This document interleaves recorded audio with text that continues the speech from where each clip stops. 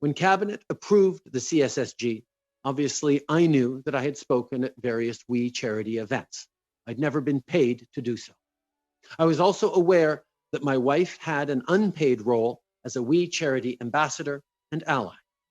I knew she appeared at We Charity events and that when she traveled to get to an event, We Charity covered her related expenses. I also knew that Sophie had recently launched a podcast on mental wellness in conjunction with We Charity.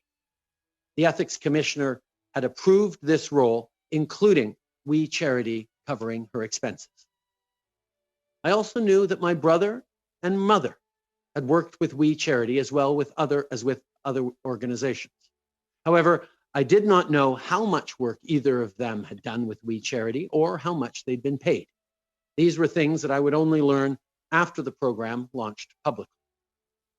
That said, sometimes recusing oneself can be the right thing to do, even if it's not required.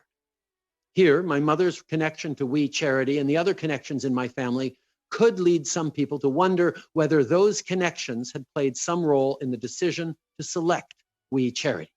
That, of course, was not the case. We Charity received no preferential treatment, not from me, not from anyone else. The public service recommended We Charity, and I did absolutely nothing to influence that recommendation. I didn't even know it had been made until May 8th.